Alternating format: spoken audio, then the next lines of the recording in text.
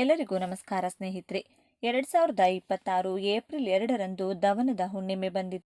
ಈ ದಿನ ನಿಮಗೆ ನಾಯಿ ಕಾಣಿಸಿದ್ರೆ ಈ ಆಹಾರ ತಿನ್ನಿಸಿ ಮತ್ತು ಈ ಒಂದು ಮಾತು ಹೇಳಿದರೆ ಸಾಕು, ಶನಿದೇವರೇ ನಿಮ್ಮ ಮನೆಗೆ ಧನಲಕ್ಷ್ಮಿಯನ್ನು ಕಳಿಸುತ್ತಾರೆ. ಶನಿದೇವರು ನಿಮಗೆ ಸಕಲೈಶ್ವರ್ಯವನ್ನು ಕೊಡುತ್ತಾರೆ. ಶನಿ ದೋಷಗಳಿಂದ ವಿಮುಕ್ತಿ ಕೊಡುತ್ತಾರೆ. ನಿಮಗಿರುವಂತಹ ಕಷ್ಟಗಳು, ಬಾಧೆಗಳು, ನೋವುಗಳು ಎಲ್ಲವೂ ಕೂಡ ಹೊರಟು ಹೋಗುತ್ತದೆ. ನೀವು ಕುಬೇರರಂತೆ ಬದಲಾಗುತ್ತೀರಿ. ನಾಯಿಗಳೆಂದರೆ ಶನಿದೇವರಿಗೆ ತುಂಬ ಪ್ರೀತಿ. ಒಂದಾನೊಂದು ಸಮಯದಲ್ಲಿ ನಾಯಿ ಕೂಡ ಶನಿದೇವರ ವಾಹನದಂತೆ ಬದಲಾಗಿತ್ತು. ನಾಯಿ ಮೂಕ ಪ್ರಾಣಿಯಾಗಿರುವುದರಿಂದ ನಾಯಿ ಅಂದರೆ ಶನಿದೇವರಿಗೆ ತುಂಬ ಇಷ್ಟ. ಎಲ್ಲ ಪ್ರಾಣಿಗಳಲ್ಲಿಯೂ ತುಂಬ ವಿಶ್ವಾಸ ಹೊಂದಿರುವಂತಹ ಪ್ರಾಣಿ ನಾಯಿ. ಆದಿಮಾನವನ ಕಾಲದಿಂದಲೂ ಮನುಷ್ಯರು ನಾಯಿಯನ್ನು ಸಾಕು ಪ್ರಾಣಿಯಂತೆ ಬೆಳೆಸುತ್ತಿದ್ದಾರೆ. ಬೇಟೆಗಾರನು ಬೇಟೆಯಾಡುವುದರಲ್ಲಿ ಸಾಕು ಪ್ರಾಣಿಯಾದ ನಾಯಿಯನ್ನು ಉಪಯೋಗಿಸುತ್ತಿದ್ದರು. ಇತರ ಪ್ರಾಣಿಗಳಿಗಿಂತ ನಾಯಿ ತುಂಬ ಬುದ್ಧಿವಂತಿಕೆಯನ್ನು ತೋರಿಸುತ್ತದೆ. ನಾಯಿ ವಾಸನೆ ನೋಡಿ ಯಾವುದನ್ನಾದರೂ ಕಂಡುಹಿಡಿಯುವ ಶಕ್ತಿ ಹೊಂದಿದೆ. ಆದ್ದರಿಂದಲೇ ಕಳ್ಳರನ್ನು ಹಿಡಿಯಲು ನಾಯಿಗಳನ್ನು ಬಳಸುತ್ತಾರೆ. ಮನುಷ್ಯರಿಗೆ ಕಾಣಿಸದಂತಹ ಕೆಲವು ಶಕ್ತಿಗಳು ನಾಯಿಗಳ ಕಣ್ಣಿಗೆ ಕಾಣಿಸುತ್ತವೆಂದು ವಿಜ್ಞಾನಿಗಳು ಕೂಡ ಹೇಳುತ್ತಿದ್ದಾರೆ. ನಾಯಿಗಳಿಗೆ ಅಲೌಕಿಕ ಶಕ್ತಿಗಳಿವೆ ಎಂದು ನಮ್ಮ ಶಾಸ್ತ್ರಗಳು ಹೇಳುತ್ತವೆ. ನಾವು ನೋಡಲಾರದಂತಹ ನಕಾರಾತ್ಮಕ ಶಕ್ತಿ ಹಾಗೂ ಸಕಾರಾತ್ಮಕ ಶಕ್ತಿಯನ್ನು ಕೂಡ ನಾಯಿ ನೋಡುತ್ತದೆ. ಈ ವಿಷಯವನ್ನು ಜ್ಯೋತಿಷ್ಯ ಶಾಸ್ತ್ರ ನಿಪುಣರು ಬಲವಾಗಿ ನಂಬುತ್ತಿದ್ದಾರೆ. ಗ್ರೀಕರ ಕಾಲದಿಂದಲೂ ನಾಯಿಗಳ ಬಗ್ಗೆ ವಿಧ ವಿಧವಾದ ನಂಬಿಕೆಗಳಿದೆ. ಧರ್ಮರಾಜ ಸ್ವಂತ ನಾಯಿಯ ಜೊತೆ ಸ್ವರ್ಗಕ್ಕೆ ತಲುಪಿದರು. ನಾಯಿಗಳನ್ನು ನಮ್ಮ ಜೊತೆಯಲ್ಲಿಟ್ಟುಕೊಂಡು ಪ್ರೀತಿಯಿಂದ ನೋಡಿಕೊಂಡ್ರೆ ಸ್ವರ್ಗದ ದಾರಿ ಸುಲಭವಾಗುತ್ತದೆಂದು ನಮ್ಮ ಹಿರಿಯರು ಹೇಳುತ್ತಾರೆ. ಅಷ್ಟಕ್ಕೂ ಈ ದಿನ ನಾಯಿ ಕಾಣಿಸಿದರೆ ಯಾವ ಆಹಾರ ತಿನ್ನಿಸಬೇಕು ಅಂತ ಈಗ ನಾವು ನೋಡೋಣ. ಆದರೆ ಅದಕ್ಕೂ ಮುಂಚೆ ನೀವಿನ್ನು ನಮ್ಮ ಚಾನಲ್ನ ಸಬ್ಸ್ಕ್ರೈಬ್ ಮಾಡ್ಕೊಂಡಿಲ್ಲ ಅಂದರೆ ಖಂಡಿತ ಈಗಲೇ ಸಬ್ಸ್ಕ್ರೈಬ್ ಮಾಡ್ಕೊಳ್ಳಿ. ಹಾಗೆ ಈ ವಿಡಿಯೋ ಇಷ್ಟ ಆದರೆ ಮರೆಯದೆ ಒಂದು ಲೈಕ್ ಕೊಡಿ. ಎಲ್ಲರೂ ಭಕ್ತಿಯಿಂದ ಓಂ ಶ್ರೀ ಶನೇಶ್ವರ ನಮಃ ಅಂತ ಕಮೆಂಟ್ ಮಾಡಿ. ನಾಯಿಗಳು ಪ್ರತಿ ಬೀದಿಯಲ್ಲೂ ಕಾಣಿಸುತ್ತವೆ. ಪ್ರತಿ ಮನೆಯಲ್ಲೂ ಕೂಡ ಕಾವಲು ಕಾಯುತ್ತವೆ. ಬೀದಿ ನಾಯಿಗಳಿಗೆ ಪ್ರತಿದಿನ ಯಾವುದಾದರೂ ಒಂದು ಆಹಾರ ಕೊಡುತ್ತಿದ್ದರೆ ತುಂಬ ಒಳ್ಳೆಯದೆಂದು ನಮ್ಮ ಶಾಸ್ತ್ರಗಳು ಹೇಳುತ್ತವೆ. ಕೆಲವರಿಗೆ ಮೂಕ ಪ್ರಾಣಿಗಳನ್ನು ನೋಡಿದರೆ ಏನೋ ಒಂಥರ ಕೇರ್ಲೆಸ್, ಸುಖ ಸುಮ್ಮನೆ ಅವುಗಳನ್ನು ಹೊಡಿತಿರ್ತಾರೆ. ಆ ರೀತಿ ಯಾವ ಪ್ರಾಣಿಗಳನ್ನು ಹಿಂಸೆ ಮಾಡಿದರೂ ದೇವರ ಕೋಪಕ್ಕೆ ಗುರಿಯಾಗಲೇಬೇಕು. ಇನ್ನು ನಾಯಿಗಳ ವಿಷಯಕ್ಕೆ ಬಂದರೆ, ನಾಯಿಗಳಿಗೆ ಸುಮ್ಮನೆ ಹಿಂಸೆ ಕೊಟ್ಟರೆ ಶನೇಶ್ವರನ ಕೋಪಕ್ಕೆ ಗುರಿಯಾಗುತ್ತೀವಿ. ನಾಯಿಗಳಿಗೆ ಯಾರು ಹಿಂಸೆ ಕೊಡುತ್ತಾರೋ ಶನೇಶ್ವರ ಅವರಿಗೆ ಹಿಂಸೆ ಕೊಡುತ್ತಾರೆ. ಹಾಗಾಗಿ ಯಾವ ಕಾರಣದಿಂದಲೂ ಮೂಕ ಪ್ರಾಣಿಗಳಿಗೆ ನೋವು ಕೊಡಲು ಹೋಗಬೇಡಿ. ಈ ದಿನ ನಿಮ್ಮ ಕಣ್ಣಿಗೆ ಯಾವುದಾದ್ರೂ ನಾಯಿ ಕಾಣಿಸಿದರೆ ಅದನ್ನು ನಿಮ್ಮ ಮನೆ ಹತ್ತಿರ ಕರೆತನ್ನಿ. ಒಂದು ವೇಳೆ ನಿಮ್ಮ ಮನೆಯ ಹತ್ತಿರ ಯಾವ ನಾಯಿ ಇಲ್ಲದಿದ್ದರೆ ನಾಯಿ ಇರುವ ಹತ್ತಿರ ನೀವೇ ಹೋಗಿ. ಆಗಲೇ ಬಿಸಿಯಾಗಿ ತಯಾರಿಸಿರುವಂಥ ಅನ್ನದಲ್ಲಿ ಹಾಲು ಸಕ್ಕರೆ ಅಥವಾ ಮೊಸರು ಸಕ್ಕರೆ ಬೆರೆಸಿ ಅದನ್ನು ನಾಯಿಗೆ ತಿನ್ನಲು ಕೊಡಿ. ಆ ರೀತಿ ನಾಯಿ ಅದನ್ನು ತಿನ್ನುತ್ತಿರುವಾಗ ಓಂ ಶ್ರೀ ಶನೇಶ್ವರಾಯ ನಮಃ ಅಂತಾಗಲಿ ಅಥವಾ ನೀಲಾಂಜನ ಸಮಾಭಾಸಂ ರವಿಪುತ್ರಂ ಯಮಗ್ರಜಂ ಛಾಯಾ ಮಾರ್ತಾಂಡ ಸಂಭೂತಂ ತಂ ನಮಾಮಿ ಶನೇಶ್ವರಂ ಅಂತಾಗಲೇ ಈ ಎರಡು ಮಂತ್ರಗಳಲ್ಲಿ ಯಾವುದೋ ಒಂದನ್ನು 3 ಸಲ ಹೇಳಬೇಕು. ಶನಿದೇವರಿಗೆ ನಾಯಿಗಳು ಅಂದರೆ ತುಂಬ ಇಷ್ಟವಾದ್ದರಿಂದ ಅವುಗಳಿಗೆ ಊಟ ಕೊಟ್ಟು ಶನಿದೇವರ ಈ ಮಂತ್ರಗಳನ್ನು ಹೇಳೋದ್ರಿಂದ ಅವರು ಖಂಡಿತ ನಿಮ್ಮನ್ನು ಆಶೀರ್ವದಿಸುತ್ತಾರೆ. ಶನಿದೇವರು ನಿಮ್ಮನ್ನು ಆಶೀರ್ವದಿಸಿದರೆ ಶನಿ ದೋಷಗಳು ನಿವಾರಣೆಯಾಗುತ್ತದೆ. ಹಾಗೆ ಶನಿದೇವರು ನಿಮ್ಮನ್ನು ಆಶೀರ್ವದಿಸಿದರೆ ಮಹಾಲಕ್ಷ್ಮಿಯ ಅನುಗ್ರಹ ಅನ್ನೋದು ಬೇಗನೆ ನಿಮಗೆ ಸಿಗುತ್ತದೆ. ಹಾಗಾಗಿ ನಾಯಿ ಕಾಣಿಸಿದರೆ ಎಲ್ಲರೂ ಕೂಡ ಈ ಚಿಕ್ಕ ಕೆಲಸ ಮಾಡುವ ಮೂಲಕ ಶುಭ ಫಲವನ್ನು ಪಡೆದುಕೊಳ್ಳಿ. ಇನ್ನು ಈ ಹುಣ್ಣಿಮೆ ಬಗ್ಗೆ ಶಿವಪುರಾಣದಲ್ಲಿ ಅದ್ಭುತವಾಗಿ ತಿಳಿಸಿದ್ದಾರೆ. ಈ ದಿನ ಶಿವಲಿಂಗದ ಮೇಲೆ ಅರ್ಚಕರು ಬಿಲ್ಪತ್ರೆಯನ್ನು ಇಟ್ಟಾಗ ಅದರ ಮೇಲೆ ಒಂದು ಕಪ್ಪು ಇರುವೆ ಆಕಸ್ಮಿಕವಾಗಿ ಬಿದ್ದು ಎಲ್ಲಿಗೆ ಹೋಗಬೇಕು ಎಂದು ತಿಳಿಯದೆ ಶಿವಲಿಂಗದ ಮೇಲೆ ಸುತ್ತಿ ತನಗೇ ತಿಳಿಯದೆ ಪ್ರದಕ್ಷಿಣೆಯನ್ನು ಹಾಕಿತಂತೆ. ಈ ಫಲವಾಗಿ ಮರುಜನ್ಮದಲ್ಲಿ ಕಾಶಿ ರಾಜ್ಯಕ್ಕೆ ರಾಜನಾಗಿ ಜನಿಸಿ ಆ ಇರುವೆ ಸಕಲ ಐಶ್ವರ್ಯವನ್ನು ಪಡೆಯಿತಂತೆ. ಆದ್ದರಿಂದ ಈ ದಿನ ಪ್ರತಿಯೊಬ್ಬರೂ ಕೂಡ ನಿಮ್ಮ ಮನೆಗೆ ಸಮೀಪದಲ್ಲಿರ್ತಕ್ಕಂಥ ಶಿವ ದೇವಾಲಯಕ್ಕೆ ತೆರಳಿ ತಪ್ಪದೆ ಶಿವನಿಗೆ ಪ್ರದಕ್ಷಿಣೆಯನ್ನು ಹಾಕಬೇಕು. ಈ ದಿನ ಶಿವನಿಗೆ ಪೂಜೆಯನ್ನು ಮಾಡೋದ್ರ ಜೊತೆಗೆ ಮಹಾಶಕ್ತಿ ಸ್ವರೂಪಿಣಿಯಾದಂತಹ ಪಾರ್ವತಿ ದೇವಿ ಅಂದರೆ ದುರ್ಗಾದೇವಿಯ ಪೂಜೆಯನ್ನು ಮರೆಯದೆ ಮಾಡಿದರೆ ಸರ್ವ ಶತ್ರುಗಳ ಬಾಧೆ ಕಳೆದು ಸರ್ವ ಕಾರ್ಯದಲ್ಲೂ ಯಶಸ್ಸು, ಹಣದ ಸಮಸ್ಯೆಗಳು ದೂರವಾಗುತ್ತದೆ. ಸರ್ವ ಕಾರ್ಯದಲ್ಲೂ ಯಶಸ್ಸು ಉಂಟಾಗಿ ಹಣದ ಸಮಸ್ಯೆಗಳು ದೂರವಾಗುತ್ತಾ ಹೋಗುತ್ತೆ. ಈ ದಿನ ಏನು ಮಾಡಬೇಕು ಅಂದರೆ ಮನೆಗೆ ಸಮೀಪದಲ್ಲಿರ್ತಕ್ಕಂಥ ದುರ್ಗಾ ಪರಮೇಶ್ವರಿ ಆಲಯ, ಚಾಮುಂಡೇಶ್ವರಿ ಆಲಯ, ಚೌಡೇಶ್ವರಿ ಅಥವಾ ರಾಮದೇವತೆಯ ಆಲಯ ಎಲ್ಲಾದರೂ ಸರಿ ದುರ್ಗೆಗೆ ಸಂಬಂಧಪಟ್ಟಂಥ ಆಲಯಕ್ಕೆ ತೆರಳಿ ನಿಂಬೆಹಣ್ಣಿನ ದೀಪವನ್ನು ಹಚ್ಚಿ ನಿಂಬೆಹಣ್ಣಿನ ಮಾಲೆಯನ್ನು ಅರ್ಪಿಸಿ 3 ನಿಂಬೆಹಣ್ಣನ್ನು ದೇವಿಯ ಪಾದದಡಿ ಇಟ್ಟು ಮನೆಗೆ ತಂದು ಒಂದನ್ನು ಮನೆಗೆ ದೃಷ್ಟಿ ತೆಗೆದು ಒಡೆದು ಹಾಕಿ ಮತ್ತೊಂದು ನಿಂಬೆಹಣ್ಣನ್ನು ಪಾನಕ ಮಾಡಿ ಮನೆ ಮಂದಿಯೆಲ್ಲ ಸೇವಿಸಿ ಉಳಿದ ಮತ್ತೊಂದು ನಿಂಬೆಹಣ್ಣನ್ನು ಸಾಧ್ಯವಾದರೆ ಮನೆಯ ಹೊಸ್ತಿಲಿಗೆ ಕಟ್ ಮಾಡಿ ಹೊಸ್ತಿಲ 2 ಭಾಗದಲ್ಲಿ ಇಡಿ, ಇಲ್ಲ ಮನೆಯ ಹೊರಭಾಗ ಬಾಗಿಲಿಗೆ ಕಟ್ಟಿ. ಈ ಒಂದು ಕೆಲಸವನ್ನು ಮಾಡೋದ್ರಿಂದ ಸಕಲ ಶತ್ರು ಬಾಧೆಗಳು, ಮನೆಯಲ್ಲಿ ಕಲಹಗಳು, ಮನೆ ಯಜಮಾನನಿಗೆ ಆಗಾಗ ಉಂಟಾಗುವಂಥ ಅನಾರೋಗ್ಯಗಳು, ಕಾರ್ಯ ನಷ್ಟಗಳು ಕಡಿಮೆಯಾಗಿ ಎಲ್ಲ ವಿಧದಲ್ಲೂ ಒಳಿತಾಗ್ತಾ ಹೋಗುತ್ತದೆ.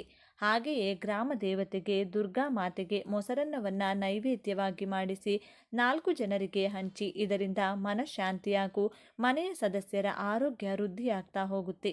ಇನ್ನು ಮಹಾಶಿವನಿಗೆ ಈ ದಿನ ನಂದಿವರ್ಧನ ಪುಷ್ಪ, ಬಿಳಿಯಕ್ಕದ ಪುಷ್ಪ ಅಥವಾ ಬಿಲ್ವದಳವನ್ನು ತಪ್ಪದೆ ಅರ್ಪಿಸಿ ಓಂ ನಮಃ ಶಿವಾಯ ಎಂದು ಸಾಧ್ಯವಾದಷ್ಟು ಬಾರಿ ಹೇಳಿಕೊಳ್ಳಿ. ಯಾರಿಗೆ ಕುಜದೋಷ ಇದೆ, ಮದುವೆ ಭಾಗ್ಯ ಕೂಡಿ ಬರ್ತಿಲ್ಲ, ವಯಸ್ಸು ದಾಟಿದರೂ ಹುಡುಗ ಅಥವಾ ಹುಡುಗಿ ಸೆಟ್ ಆಗ್ತಿಲ್ಲ ಅಂದರೆ ಎತ್ತುಗಳಿಗೆ ಮರೆಯದೆ ಬೆಲ್ಲದಿಂದ ಮಾಡಿದಂತಹ ಸಿಹಿಯನ್ನು ತಿನ್ನಿಸಿ ಅಥವಾ ಬೆಲ್ಲದ ಚೂರನ್ನು ಮೇವಿನ ಜೊತೆಗೆ ತಿನ್ನಿಸಿದರೂ ಕೂಡ ಶಿವಾನುಗ್ರಹದಿಂದ ಕಂಕಣ ಭಾಗ್ಯ ಕೂಡಿ ಬರುತ್ತೆ. ಕುಜದೋಷಗಳು ದೂರವಾಗುತ್ತೆ, ಜಾತಕ ದೋಷಗಳು ನಶಿಸಿ ಹೋಗುತ್ತೆ. ಇನ್ನು ಪ್ರಸ್ತುತ ಕಾಲದಲ್ಲಿ ಎಲ್ಲರಿಗೂ ಇರುವಂಥ ಅತಿ ಮುಖ್ಯ ಸಮಸ್ಯೆ ಅಂದರೆ ಅದು ಹಣಕಾಸಿನ ಸಮಸ್ಯೆ. ಎರಡನೆಯದು ಶತ್ರುಗಳ ಬಾಧೆ. ಈ 2 ಪ್ರಮುಖ ಸಮಸ್ಯೆಗಳು ಈ ಶಕ್ತಿಯಿಂದ ದೂರವಾಗಲು ದೇವಿಯ ಆರಾಧನೆಯನ್ನು ಮಾಡಿಕೊಳ್ಳಬೇಕು. ದೇವಿಯ ವಿಶೇಷ ಮಂತ್ರವನ್ನು ಪಠಿಸಿ ಈ ರೀತಿ ಪ್ರಾರ್ಥನೆಯನ್ನು ಮಾಡಿಕೊಳ್ಬೇಕು.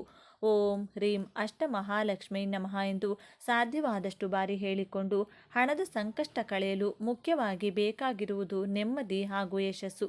ಆ ಯಶಸ್ಸನ್ನು ನೀಡು ತಾಯಿ, ನಮಗಿರುವಂಥ ಸರ್ವ ಶತ್ರುಗಳ ಬಾಧೆಯನ್ನು ದೂರ ಮಾಡು ತಾಯಿ. ಶತ್ರುಗಳನ್ನು ಚೆನ್ನಾಗಿಡು, ಅವರು ಚೆನ್ನಾಗಿದ್ದು ನಮ್ಮ ತಂಟೆಗೆ ಬಾರದಂತೆ ಮಾಡುವಂಥ ಕೈ ಮುಗಿದುಕೊಳ್ಳಬೇಕು. ವಿಶೇಷವಾಗಿ ಪ್ರಾರ್ಥನೆಯನ್ನು ಮಾಡಿಕೊಳ್ಳಿ. ಇದರಿಂದ ಹಣದ ಸಮಸ್ಯೆ, ಶತ್ರುಗಳ ಸಮಸ್ಯೆ ಕಳೆಯುವುದಷ್ಟೇ ಅಲ್ಲದೆ ನಿಮ್ಮ ಮನೆಗೆ, ಕುಟುಂಬದ ಸದಸ್ಯರಿಗೆ ಮಾಟ ಮಂತ್ರ, ದುಷ್ಟಶಕ್ತಿಗಳ ಕಾಟ ಕೆಲಸ ಮಾಡದಂತೆ ಆ ದೇವಿಯೇ ರಕ್ಷಣೆಯಾಗಿ ನಿಲ್ಲುತ್ತಾಳೆ. ನಂತರ ಪಕ್ಷಿ ಪ್ರಾಣಿಗಳಿಗೆ ಆಹಾರವನ್ನು ಹಾಕಿ ಪಿತೃಗಳನ್ನು ಹೆಸರನ್ನು ಹೇಳ್ತಾ ನಮಸ್ಕಾರವನ್ನು ಮಾಡಿಕೊಳ್ಬೇಕು. ಯಾರಿಗಾದರೂ ಒಂದು ದಿನಕ್ಕಾಗುವಂತಹ ಊಟದ ರೇಷನ್ನನ್ನು ಅಂದರೆ ಸ್ವಯಂ ಪಾಕದ ರೀತಿಯಲ್ಲಿ ನೀವು ನೀಡಿದರೂ ಪಿತೃಗಳು ಸಂತೃಪ್ತರಾಗ್ತಾರೆ. ಪಿತೃಗಳ ಕೃಪೆಯಿಂದ ವಂಶದ ಅಭಿವೃದ್ಧಿ ಅನ್ನೋದು ಆಗ್ತಾ ಹೋಗುತ್ತೆ. ಈ ದಿನ ಮರೆಯದೆ ಶಿವನ ದೇಗುಲದಲ್ಲಿ ಪ್ರದಕ್ಷಿಣೆಯನ್ನು ಮಾಡಿ, ಅದರಲ್ಲೂ ಚಂಡಿ ಪ್ರದಕ್ಷಿಣೆಯನ್ನು ಮಾಡಿದರೆ ತುಂಬ ಒಳ್ಳೆಯದು. ಹಾಗೆಯೇ ಈ ದಿನ ಮತ್ತೊಂದು ಪ್ರತ್ಯೇಕತೆ ಏನೆಂದರೆ ನವಗ್ರಹಗಳಲ್ಲಿ ಚಂದ್ರನಿಗೆ ಒಮ್ಮೆ ಚರ್ಮದ ಸಮಸ್ಯೆ ಬಂದಾಗ, ಆರೋಗ್ಯದ ಸಮಸ್ಯೆ ಬಂದಾಗ ಮಹಾಶಿವನಿಗೆ ಈ ದಿನ ಗೋವಿನ ಹಾಲು ಹಾಗೂ ಮೊಸರಿನಿಂದ ಅಭಿಷೇಕವನ್ನು ಮಾಡಿ ಆ ಅನಾರೋಗ್ಯ ಸಮಸ್ಯೆಯಿಂದ ಮುಕ್ತಿ ಪಡೆದಿದ್ದನಂತೆ. ಆದ್ದರಿಂದ ಈ ಒಂದು ದಿನ ಯಾವ ಶಿವಲಿಂಗವಾದರೂ ಸರಿ ಹಾಲು ಹಾಗೂ ಮೊಸರಿನಿಂದ ಅಭಿಷೇಕವನ್ನು ಮಾಡಿದರೆ ದೀರ್ಘಕಾಲದ ಅನಾರೋಗ್ಯದ ಸಮಸ್ಯೆಯಿಂದ ಮುಕ್ತಿ ಹೊಂದಬಹುದು. ಶಿವನ ಕೃಪೆಯಿಂದ ಆರೋಗ್ಯ ವೃದ್ಧಿಯಾಗುತ್ತೆ, ಆರೋಗ್ಯ ಸದಾಕಾಲ ಚೆನ್ನಾಗಿರುತ್ತದೆ. ಜೊತೆಗೆ ಈ 3 ನಾಮಗಳನ್ನು ಹೇಳಿಕೊಂಡು ಶಿವಲಿಂಗಕ್ಕೆ ಅಭಿಷೇಕವನ್ನು ಮಾಡೋದಾಗಿರಬಹುದು ಅಥವಾ ಅಭಿಷೇಕವನ್ನು ಮಾಡಿಸೋದಾಗಿರಬಹುದು, ಮಾಡಿಕೊಳ್ಳಬಹುದು. ಇಲ್ಲ ಅಭಿಷೇಕವನ್ನು ಮಾಡಲು ಅಥವಾ ಮಾಡಿಸಲು ಸಾಧ್ಯವಿಲ್ಲ ಅನ್ನೋದಾದರೂ ಕೂಡ ಈ 3 ನಾಮಗಳನ್ನು ಹೇಳಿಕೊಂಡ್ರೆ ಅದ್ಭುತವಾದಂತಹ ಫಲಪ್ರಾಪ್ತಿಯಾಗುತ್ತದೆ. ದೀರ್ಘಕಾಲದ ಅನಾರೋಗ್ಯದ ಸಮಸ್ಯೆಗಳು ಕಳೆದು ಶಿವ ಅನುಗ್ರಹಕ್ಕೆ ಪಾತ್ರರಾಗಬಹುದು. ಈ 3 ನಾಮಗಳು ಯಾವುವು ಅಂತ ನೋಡೋದಾದರೆ ಬಿಲಾಂಬಿಕೇಶ ವೈದ್ಯೇಶ ಭವರೋಗ ಅರೇತಿಜ. ಈ 3 ನಾಮವನ್ನು ಹೇಳಿಕೊಂಡು ಈ ದಿನ ತಪ್ಪದೆ ಶಿವನಿಗೆ ನಮಸ್ಕಾರವನ್ನು ಮಾಡಿಕೊಳ್ಳಿ. ನೋಡಿದ್ರಲ್ಲ, ಮಾಘ ಮಾಸದ ಹುಣ್ಣಿಮೆಯ ದಿನ ಯಾವೆಲ್ಲ ವಿಧಿವಿಧಾನವನ್ನು ಪಾಲಿಸಬೇಕು ಅಂತ ಇವತ್ತಿನ ಈ ವಿಡಿಯೋದಲ್ಲಿ ತಿಳಿಸಿಕೊಟ್ಟಿದ್ದೇನೆ. ಈ ವಿಡಿಯೋ ನಿಮಗೆ ಇಷ್ಟ ಆದರೆ ಲೈಕ್ ಮಾಡಿ, ಶೇರ್ ಮಾಡಿ. ಇಂತಹ ಹೆಚ್ಚಿನ ಉತ್ತಮ ಮಾಹಿತಿಗಳಿಗಾಗಿ ತಪ್ಪದೆ ನಮ್ಮ ಚಾನಲ್ನ ಸಬ್ಸ್ಕ್ರೈಬ್ ಮಾಡ್ಕೊಳ್ಳಿ. ಈ ದಿನದಂದು ಯಾವ ಪದಾರ್ಥಗಳನ್ನು ಬೆರೆಸಿ ಸ್ನಾನ ಮಾಡಿದರೆ ಅಷ್ಟದರಿದ್ರ ಹೋಗಿ ಅಷ್ಟೈಶ್ವರ್ಯ ಪ್ರಾಪ್ತಿಯಾಗುತ್ತದೆ. ಈ ದಿನದಂದು ಮುಷ್ಟಿಯಷ್ಟು ಗೋಧಿ ಹಿಟ್ಟಿನಿಂದ ಈ ಚಿಕ್ಕ ಕೆಲಸ ಮಾಡಿದರೆ ನಿಮಗಿರುವ ನೆಗೆಟಿವ್ ಶಕ್ತಿಗಳು ದೂರವಾಗಿ ಮಾಡುವ ಕೆಲಸಗಳಲ್ಲಿ ಯಶಸ್ಸು, ಹಣದ ಏಳಿಗೆ ಪ್ರಾಪ್ತಿಯಾಗುತ್ತದೆ. ಈ ದಿನ ಮನೆದೇವರ ಅನುಗ್ರಹಕ್ಕೆ ಯಾವ ಕೆಲಸವನ್ನು ಮಾಡಬೇಕು, ಯಾವ ಮಂತ್ರವನ್ನು ಹೇಳಿಕೊಳ್ಬೇಕು, ಪಿತೃಗಳ ಕೃಪೆಯಿಂದ ಅಭಿವೃದ್ಧಿಯನ್ನ ಕಾಣಲು ಅಡುಗೆ ಮಾಡಿದ ತಕ್ಷಣ ಏನು ಮಾಡಬೇಕೆಂದು ಇವತ್ತಿನ ಈ ವಿಡಿಯೋದಲ್ಲಿ ಸಂಪೂರ್ಣವಾಗಿ ತಿಳಿಸಿಕೊಡ್ತೀವಿ ಬನ್ನಿ. ಅದಕ್ಕೂ ಮುಂಚೆ ನೀವಿನ್ನು ಚಾನಲ್ಗೆ ಸಬ್ಸ್ಕ್ರೈಬ್ ಆಗಿಲ್ಲ ಅಂದರೆ ಈಗಲೇ ಸಬ್ಸ್ಕ್ರೈಬ್ ಆಗಿ, ಹಾಗೆ ವಿಡಿಯೋಗೆ ಲೈಕ್ ಮಾಡಿ, ವಿಡಿಯೋ ಸ್ಕಿಪ್ ಮಾಡದೆ ಕೊನೆ ತನಕ ನೋಡಿ. ಎಲ್ಲರೂ ಭಕ್ತಿಯಿಂದ ಓಂ ಶ್ರೀ ಮಹಾಲಕ್ಷ್ಮಿ ನಮಃ ಅಂತ ಕಮೆಂಟ್ ಮಾಡಿ. ಶಾಸ್ತ್ರಗಳ ಪ್ರಕಾರ ಈ ದಿನದಂದು ಪವಿತ್ರ ನದಿಗಳಲ್ಲಿ ಸ್ನಾನ ಮಾಡುವ ಸಂಪ್ರದಾಯವಿದೆ. ಬ್ರಹ್ಮ ಮುಹೂರ್ತದಲ್ಲಿ ಸ್ನಾನ ಮಾಡೋದ್ರಿಂದ ವ್ಯಕ್ತಿಯ ಇಷ್ಟಾರ್ಥಗಳು ಈಡೇರುತ್ತವೆ ಮತ್ತು ಪಾಪಗಳು ನಾಶವಾಗುತ್ತವೆ. ಒಬ್ಬ ವ್ಯಕ್ತಿಯು ಪವಿತ್ರ ನದಿಯಲ್ಲಿ ಸ್ನಾನ ಮಾಡಲು ಸಾಧ್ಯವಾಗದಿದ್ದರೆ ಮನೆಯಲ್ಲೇ ಸ್ನಾನ ಮಾಡುವ ನೀರಿಗೆ ಯಾವುದೇ ಪವಿತ್ರ ನದಿಯ ನೀರನ್ನು ಸೇರಿಸಿ ಸ್ನಾನ ಮಾಡಬಹುದು. ಈ ದಿನದಂದು ದಾನ, ಮಂತ್ರಪಠಣ, ತಪಸ್ಸು ಮತ್ತು ಉಪವಾಸದ ಮೂಲಕ ವಿಷ್ಣು ಲಕ್ಷ್ಮೀ ದೇವಿಯೊಂದಿಗೆ ಪರಶಿವನ ಆಶೀರ್ವಾದವನ್ನು ಸಹ ಪಡೆಯಲಾಗುತ್ತದೆ. ಈ ದಿನದಂದು ಪವಿತ್ರ ನದಿಗಳಲ್ಲಿ ಸ್ನಾನ ಮಾಡೋದ್ರಿಂದ ವ್ಯಕ್ತಿಯ ಎಲ್ಲ ಇಷ್ಟಾರ್ಥಗಳು ಈಡೇರುತ್ತವೆಂದು ನಂಬಲಾಗಿದೆ. ಇದರೊಂದಿಗೆ ಈ ದಿನ ತರ್ಪಣ ಇತ್ಯಾದಿಗಳನ್ನು ಮಾಡೋದ್ರಿಂದ ಪೂರ್ವಜರ ಆಶೀರ್ವಾದವು ದೊರೆಯುತ್ತದೆ. ಈ ದಿನ ಪಿತೃಗಳ ಆತ್ಮಕ್ಕೆ ಮೋಕ್ಷವನ್ನು ನೀಡಲು ತಪ್ಪದೆ ತರ್ಪಣ ಕಾರ್ಯ ಮಾಡಲು ಪ್ರಯತ್ನಿಸಿ. ಚಂದ್ರನು ತನ್ನ ಪೂರ್ಣ ಆಕಾರದಲ್ಲಿ ಕಂಗೊಳಿಸುತ್ತಾನೆ. ಈ ದಿನದಂದು ಭಗವಾನ್ ವಿಷ್ಣು ಮತ್ತು ಲಕ್ಷ್ಮೀ ದೇವಿಯನ್ನು ಪೂಜಿಸುವ ಸಂಪ್ರದಾಯವೂ ಇದೆ. ಈ ದಿನ ಲಕ್ಷ್ಮೀನಾರಾಯಣರನ್ನು ಒಟ್ಟಾಗಿ ಪೂಜಿಸೋದ್ರಿಂದ ಮನೆಯಲ್ಲಿ ಸುಖ ಶಾಂತಿ ನೆಲೆಸುತ್ತದೆ. ಈ ದಿನ ಶಿವನಿಗೆ ರುದ್ರಾಭಿಷೇಕ ಮಾಡುವುದು ಕೂಡ ಅತ್ಯಂತ ಮಹತ್ವದ್ದಾಗಿದೆ. ಇನ್ನು ನೀವು ಸ್ನಾನ ಮಾಡುವಂತಹ ನೀರಿಗೆ ಮನೆಯ ಸದಸ್ಯರು ಪವಿತ್ರ ನದಿಗಳ ನೀರನ್ನು ಬೆರೆಸಿ ಸ್ನಾನವನ್ನು ಮಾಡಿಕೊಳ್ಬೇಕು. ಅದು ಕೂಡ ಸಾಧ್ಯವಾಗೋದಿಲ್ಲ ಅನ್ನೋದಾದರೆ ಸ್ವಲ್ಪ ಕಲ್ಲುಪ್ಪು, 5-6 ಬೇವಿನ ಎಲೆಗಳನ್ನು ಬೆರೆಸಿ ಸ್ನಾನವನ್ನು ಮಾಡಿ. ಇದರಿಂದ ದೇಹದಲ್ಲಿನ ಎಲ್ಲ ನೆಗೆಟಿವ್ ಎನರ್ಜಿಗಳು ದೂರವಾಗಿ ಅದೃಷ್ಟ ಬರುತ್ತದೆ. ದೇಹಕ್ಕೆ ವಿಶೇಷ ಶಕ್ತಿ ಪ್ರಾಪ್ತಿಯಾಗುತ್ತದೆ. ಇನ್ನು ಸ್ನಾನ ಮಾಡುವಾಗ ನೀವು ಹೇಳಬೇಕಾದ ಮಂತ್ರ ಏನಂದರೆ ಗಂಗೆ ಚ ಯಮುನೆ ಚೈವ ಗೋದಾವರಿ ಸರಸ್ವತಿ ನರ್ಮದೆ ಸಿಂಧು ಕಾವೇರಿ ಜಲೇಸ್ಮಿನ್ ಸನ್ನಿಧಿಂ ಕುರುಹು. ಈ ಮಂತ್ರವನ್ನು 3 ಸಲ ಹೇಳಿಕೊಂಡು 3 ಚೊಂಬು ನೀರನ್ನು ತಲೆಯ ಮೇಲೆ ಹಾಕಿಕೊಂಡು ಸ್ನಾನ ಮಾಡೋದ್ರಿಂದ ನಿಮಗೆ ಎಲ್ಲವೂ ಕೂಡ ಶುಭವಾಗುತ್ತದೆ. ಜೊತೆಗೆ ಮನೆಗೆ ಸಮೀಪವಿರುವಂತಹ ಗ್ರಾಮ ದೇವತೆಯ ಆಲಯಕ್ಕೆ ನಿಮ್ಮ ಕೈನಿಂದ ತಯಾರು ಮಾಡಿದ ನಿಂಬೆಹಣ್ಣಿನ ಚಿತ್ರಾನ್ನ ಹಾಗೂ ಮೊಸರನ್ನವನ್ನು ಕೊಟ್ಟು ವಿಶೇಷವಾಗಿ ಮನೆ ಸದಸ್ಯರ ಹೆಸರನ್ನು ಹೇಳುತ್ತಾ ಪೂಜೆ ಮಾಡಿಸಬೇಕು. ನಂತರ ಪ್ರಸಾದವನ್ನು ಬಂದ ಭಕ್ತರಿಗೆ ಹಂಚಿ ದೇವಿ ದೇಗುಲದಲ್ಲಿ ಸಿಗುವಂಥ ಕುಂಕುಮವನ್ನು ಮನೆಗೆ ತಂದು ಮುಂದಿನ ಹುಣ್ಣಿಮೆ ಅಮಾವಾಸ್ಯೆ ತನಕವೂ ಹಣೆಗೆ ತಿಲಕವಾಗಿ ಇಡುತ್ತಾ ಬರಬೇಕು. ಇದರಿಂದ ಮುಂದಿನ ಹುಣ್ಣಿಮೆ ಅಮಾವಾಸ್ಯೆ ತನಕವೂ ಗ್ರಾಮದೇವಿಯ ರಕ್ಷಣೆ ಇಡೀ ಕುಟುಂಬಕ್ಕೆ ಪ್ರಾಪ್ತಿಯಾಗುತ್ತದೆ. ಪದೇ ಪದೇ ಅನಾರೋಗ್ಯ ತಪ್ಪತಕ್ಕಂಥದ್ದು. ಅಮಾವಾಸ್ಯೆ ಹುಣ್ಣಿಮೆ ಬಂತು ಅಂದರೆ ಸಾಕು, ಕೈಕಾಲು ನೋವು, ಕೈಕಾಲು ಸೆಳೆಯೋದು ಆಗ್ತಾ ಇರುತ್ತದೆ. ಪದೇ ಪದೇ ಅಪಘಾತಗಳು ಆಗ್ತಾ ಇರುತ್ತದೆ. ಆ ಎಲ್ಲ ಸಮಸ್ಯೆಗಳು ದೂರವಾಗಿ ನಿಮ್ಮ ಗ್ರಾಮ ದೇವತೆಯ ರಕ್ಷಣೆ 1 ತಿಂಗಳ ತನಕ ನಿಮಗೆ ಪ್ರಾಪ್ತಿಯಾಗುತ್ತದೆ. ಇನ್ನು ಈ ದಿನ ಗೋಧಿ ಹಿಟ್ಟಿನಿಂದ ಮಾಡಬೇಕಾದ ಅತಿ ಮುಖ್ಯವಾದ ಕೆಲಸ ಯಾವುದು ಅಂತ ನೋಡೋದಾದರೆ, ಗೋಧಿ ಹಿಟ್ಟಿನಿಂದ ಮನೆಯಲ್ಲಿ ಎಷ್ಟು ಜನ ಇರ್ತೀರೋ ಅಷ್ಟು ಜನರಿಗೆ ಒಂದೊಂದು ಚಪಾತಿಯಂತೆ ತಯಾರು ಮಾಡಿಕೊಂಡು ಆ ಚಪಾತಿಯ ಮೇಲೆ ತುಪ್ಪವನ್ನು ಹಚ್ಚಬೇಕು. ನಂತರ ಕೈನಲ್ಲಿ ಆ ಚಪಾತಿಯನ್ನು ಹಿಡಿದು ಒಬ್ಬೊಬ್ಬರಿಗೆ 3 ಬಾರಿ ಎಡಭಾಗದಿಂದ 3 ಬಾರಿ ಬಲಭಾಗದಿಂದ ತಲೆಯ ಮೇಲೆ ಸುತ್ತಿ ಇಳಿಯನ್ನು ತೆಗೆದು ಮನೆಯ ಬಳಿ ಇರುವಂತಹ ನಾಯಿಗಳಿಗೆ ಅಂದರೆ ಶ್ವಾನಕ್ಕೆ ಹಾಕಬೇಕು. ಇದರಿಂದ ನಿಮಗಿರುವಂತಹ ಎಲ್ಲ ವಿಧವಾದ ದೃಷ್ಟಿ ದೋಷಗಳು ದೂರವಾಗುತ್ತದೆ. ಅಕ್ಕಪಕ್ಕದವರ ದೃಷ್ಟಿ, ಜನರ ಕೆಟ್ಟು ಕಣ್ಣು, ಕೆಲಸ ಮಾಡುವ ಜಾಗದಲ್ಲಿ ಯಾರಾದರೂ ಶತ್ರುಗಳಿದ್ರೆ, ಸಂಬಂಧಿಕರ ಅಸೂಯೆ ಇದ್ದರೆ ಇದರಿಂದ ದೂರವಾಗುತ್ತದೆ. ಸಕಲ ಕಾರ್ಯದಲ್ಲೂ ಯಶಸ್ಸು, ಮಾನಸಿಕ ನೆಮ್ಮದಿ ಲಭಿಸುತ್ತದೆ. ದೃಷ್ಟಿ ದೋಷಗಳು ದೂರವಾದರೆ ಸಂಪಾದನೆಗೆ ಇರುವ ಅಡ್ಡಿಗಳು ದೂರವಾಗುತ್ತದೆ. ಈ ದಿನ ಸುಮ್ಮನೆ ಪೂಜೆ ಮಾಡಿ ಮುಗಿಸುವುದು ಮಾತ್ರವಲ್ಲದೆ ನೀವಿರುವ ಪ್ರದೇಶವನ್ನು ಕೂಡ ಶುಚಿಯಾಗಿ ಇಟ್ಟುಕೊಂಡಿರಬೇಕು. ಹಾಗೆ ತಪ್ಪದೆ ಎಲ್ಲರೂ ಒಂದು ಕಲ್ಲುಪ್ಪು ಪ್ಯಾಕೆಟನ್ನು ಮನೆಗೆ ತಂದುಕೊಂಡ್ರೆ ಅದೃಷ್ಟ ಬರುತ್ತದೆ. ಲಕ್ಷ್ಮೀದೇವಿ ಹಾಗೂ ಉಪ್ಪು ಎರಡೂ ಕೂಡ ಸಮುದ್ರದಲ್ಲಿ ಹುಟ್ಟಿರುವುದರಿಂದ ಲಕ್ಷ್ಮೀದೇವಿಗೆ ಕಲ್ಲುಪ್ಪು ಎಂದರೆ ತುಂಬ ಇಷ್ಟ. ನೀವು ಉಪ್ಪಿನಿಂದ ಮಾಡುವ ಎಲ್ಲ ಪರಿಹಾರಗಳು ಲಕ್ಷ್ಮೀ ದೇವಿಯನ್ನು ಇನ್ನಷ್ಟು ಹತ್ತಿರ ಮಾಡುತ್ತದೆ. ಹೊಸದಾಗಿ 1 ಪ್ಯಾಕೆಟ್ ಕಲ್ಲುಪ್ಪನ್ನು ಮನೆಗೆ ತಂದು ಅದನ್ನು ದೇವರ ಮನೆಯಲ್ಲಿ ಇಟ್ಟು ಲಕ್ಷ್ಮೀ ದೇವಿಯ ಜೊತೆ ಅದನ್ನು ಕೂಡ ಪೂಜೆ ಮಾಡಿ. ಇದಕ್ಕಾಗಿ ನೀವು ಮೊದಲು ಒಂದು ಬಟ್ಟಲಿನಲ್ಲಿ ಕಲ್ಲುಪ್ಪನ್ನು ಹಾಕಿ ಅದನ್ನು ಲಕ್ಷ್ಮೀ ದೇವಿ ಫೋಟೋ ಮುಂದೆ ಇಡಬೇಕು. ಅದರ ನಂತರ ದೇವಿ ಮುಂದೆ ಕೆಂಪು ಬಣ್ಣದ ದೀಪಗಳು ಅಥವಾ ಸಾಧಾರಣವಾಗಿ ಮಣ್ಣಿನ 2 ದೀಪಗಳನ್ನು ತೆಗೆದುಕೊಂಡು ಒಂದೊಂದರಲ್ಲಿ 3 ಬತ್ತಿಗಳನ್ನಿಟ್ಟು ಹಸು ತುಪ್ಪದಿಂದ ದೀಪಾರಾಧನೆ ಮಾಡಿ ಧೂಪ ದೀಪ ನೈವೇದ್ಯ ಸಮರ್ಪಿಸಿ ದೇವಿಯನ್ನ ಮನಸಾರೆ ಭಕ್ತಿಯಿಂದ ಪೂಜಿಸಬೇಕು. ಹಾಲಿನಿಂದ ತಯಾರಿಸಿದ ಯಾವುದೇ ಪದಾರ್ಥವನ್ನು ದೇವಿಗೆ ನೈವೇದ್ಯವಾಗಿ ಸಮರ್ಪಿಸಬಹುದು. ಈ ರೀತಿ ಪೂಜೆ ಮಾಡಿದ ನಂತರ ನಿಮ್ಮ ಮನಸ್ಸಿನಲ್ಲಿರುವ ಕೋರಿಕೆಯನ್ನು ದೇವಿಗೆ ಹೇಳಿಕೊಂಡ್ರೆ ಖಂಡಿತ ಲಕ್ಷ್ಮೀ ದೇವಿ ಅದನ್ನು ಈಡೇರಿಸುತ್ತಾಳೆ. ಇನ್ನು ಈ ದಿನದಂದು ಮನೆಯಲ್ಲಿ ಶಿವಲಿಂಗ ಇದ್ದರೆ ಅಥವಾ ದೇವಾಲಯದಲ್ಲಿ ಶಿವಲಿಂಗಕ್ಕೆ ಕಪ್ಪು ದ್ರಾಕ್ಷಿ ರಸಕ್ಕೆ ಕಪ್ಪು ಮೆಣಸು ಕಾಳುಗಳನ್ನು ಬೆರೆಸಿ ಅಭಿಷೇಕವನ್ನು ಮಾಡಿದರೆ ಅಥವಾ ಮಾಡಿಸಿದರೆ ಶತ್ರುಗಳೆಲ್ಲ ನಶಿಸಿ ಹೋಗುತ್ತಾರೆ. ಶತ್ರುಗಳು ಮಾಡಿಸುವಂತಹ ಮಾಟಮಂತ್ರ ದುಷ್ಟಶಕ್ತಿಗಳ ಪ್ರಭಾವ ಅವರಿಗೆ ರಿವರ್ಸ್ ಆಗುತ್ತದೆ. ಆ ವ್ಯಕ್ತಿಯಿಂದ ನಿಮಗಾಗುವ ತೊಂದರೆಗಳು ತಕ್ಷಣವೇ ನಿಂತು ಹೋಗುತ್ತದೆ.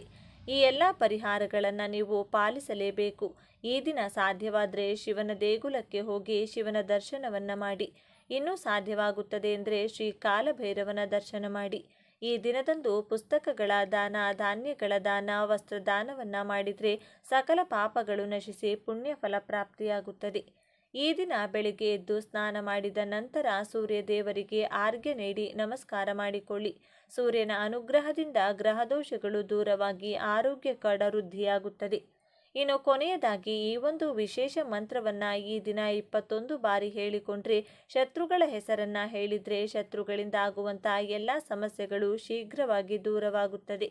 ಕೆಟ್ಟ ದೃಷ್ಟಿ, ಮಾಟಮಂತ್ರದ ಸಮಸ್ಯೆಗಳು ಕಳೆದು ಶತ್ರುಗಳು ಕೂಡ ನಿಮ್ಮ ಮಾತನ್ನು ಕೇಳೋದಕ್ಕೆ ಶುರು ಮಾಡ್ತಾರೆ. ಶತ್ರುಗಳು ಮಿತ್ರರಾಗ್ತಾ ಬದಲಾಗ್ತಾರೆ. ಈ ಒಂದು ಮಂತ್ರ ಈ ವಿಧವಾಗಿದೆ. ಮೊದಲು ಈ ಮಂತ್ರವನ್ನು ಒಂದು ಪುಸ್ತಕದಲ್ಲಿ ಬರೆದಿಟ್ಟುಕೊಳ್ಳಿ. ಓಂ ರಾಮ ಪರಶುರಾಮ ನರಸಿಂಹ ವಿಷ್ಣು ವಿಕ್ರಮ ನಮೋ ನಮಃ. ಓಂ ರಾಮ ಪರಶುರಾಮ ನರಸಿಂಹ ವಿಷ್ಣು ವಿಕ್ರಮ ನಮೋ ನಮಃ. ಈ ವಿಶೇಷವಾದ ಮಂತ್ರವನ್ನು ಶಕ್ತಿಶಾಲಿ ಈ ದಿನ ಬೆಳಿಗ್ಗೆ ಸಾಧ್ಯ ಆದರೆ ಬೆಳಿಗ್ಗೆ ಅಥವಾ ಸಂಜೆಯ ಸಮಯದಲ್ಲಿ ದೇವರ ಮುಂದೆ ದೀಪವನ್ನು ಬೆಳಗಿಸಬೇಕಾದ್ರೆ ಮನೆಯ ಯಜಮಾನ ಅಥವಾ ಮನೆಯ ಯಜಮಾನಿ ಯಾರು ಬೇಕಾದರೂ ಶತ್ರುಗಳ ಹೆಸರನ್ನು ಹೇಳಿಕೊಂಡು ಈ ಮಂತ್ರವನ್ನು ಹೇಳಿದ್ದೇ ಆದಲ್ಲಿ ಅದ್ಭುತವಾಗಿ ವಿಷ್ಣುದೇವರ ಅನುಗ್ರಹ ಪ್ರಾಪ್ತಿಯಾಗುತ್ತದೆ. ವಿಷ್ಣುದೇವರ ರಕ್ಷಣೆ ಇಡೀ ಕುಟುಂಬಕ್ಕೆ ಲಭಿಸುತ್ತದೆ. ಜ್ಯೋತಿಷ್ಯದ ಪ್ರಕಾರ ಗುರುಗ್ರಹವು ಸುಖ, ಸಮೃದ್ಧಿ, ಸೌಭಾಗ್ಯ ಮತ್ತು ಜ್ಞಾನಕ್ಕೆ ಅಧಿಪತಿ. ಗುರುಬಲ ಇಲ್ಲದವರು ಸಹ ಈ ದಿನದಂದು ವಿಶೇಷ ಪರಿಹಾರವನ್ನು ಮಾಡೋದ್ರಿಂದ ಗುರುಬಲ ಪ್ರಾಪ್ತವಾಗಿ ಶುಭ ಫಲಗಳನ್ನು ಪಡೆಯಬಹುದು. ಗುರುಬಲ ಇರುವ ರಾಶಿಗಳಿಗೆ ಇದರ ಪ್ರಭಾವ ಮತ್ತಷ್ಟು ಹೆಚ್ಚಾಗಲಿದೆ. ಮಂತ್ರಾಲಯದ ರಾಘವೇಂದ್ರ ಸ್ವಾಮಿಗಳ ಮಠ ಲಕ್ಷಾಂತರ ಭಕ್ತರ ಆರಾಧ್ಯ ದೈವ ಶ್ರೀ ರಾಘವೇಂದ್ರ ಸ್ವಾಮಿಗಳವರ ಮೂಲ ಬೃಂದಾವನವಿರುವ ಈ ಸ್ಥಳವು ಗುರುಕೃಪೆಗೆ ಅತ್ಯಂತ ಪ್ರಶಸ್ತವಾದ ಜಾಗ.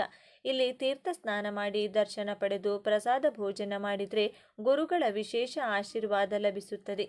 ಶಿರಡಿ ಸಾಯಿಬಾಬಾ ದೇಗುಲ. ಶಿರಡಿ ಸಾಯಿಬಾಬಾ ಅವರು ಸಕಲ ಧರ್ಮೀಯರಿಗೂ ಗುರು ಸ್ವರೂಪರಾಗಿದ್ದಾರೆ. ಇಲ್ಲಿಗೆ ಭೇಟಿ ನೀಡಿ ಅವರ ದರ್ಶನ ಪಡೆದರೆ ಆಧ್ಯಾತ್ಮಿಕ ಶಾಂತಿ ಮತ್ತು ನೆಮ್ಮದಿ ದೊರೆಯುತ್ತದೆ. ಕಡಲೆಕಾಳು ಸಮರ್ಪಣೆ. ಒಂದು ಅರಿಶಿನ ಬಣ್ಣದ ವಸ್ತ್ರದಲ್ಲಿ 1 kgಯಷ್ಟು ಕಡಲೆಕಾಳುಗಳನ್ನು ಗಂಟು ಕಟ್ಟಿ ಅದನ್ನು ದೇಗುಲದಲ್ಲಿ ಸಮರ್ಪಿಸಿ. ಕಡಲೆಕಾಳು ಗುರುಗ್ರಹಕ್ಕೆ ಸಂಬಂಧಿಸಿದ್ದು. ಇದನ್ನು ಸಮರ್ಪಿಸುವುದರಿಂದ ಗುರುಗ್ರಹದ ಅನುಗ್ರಹ ಲಭಿಸುತ್ತದೆ. ಈ ಮಾಹಿತಿ ನಿಮಗೆ ಇಷ್ಟವಾದರೆ ತಪ್ಪದೇ ಈ ವಿಡಿಯೋನ ಲೈಕ್ ಮಾಡಿ, ಪ್ರತಿಯೊಬ್ಬರಿಗೂ ಈ ವಿಡಿಯೋನ ಶೇರ್ ಮಾಡಿ. ಧನ್ಯವಾದಗಳು ಸ್ನೇಹಿತರೆ. ಎಲ್ಲರೂ ಭಕ್ತಿಯಿಂದ ಓಂ ಶ್ರೀ ಮಹಾಲಕ್ಷ್ಮಿ ನಮಃ ಅಂತ ಕಾಮೆಂಟ್ ಮಾಡಿ. ಧನ್ಯವಾದಗಳು.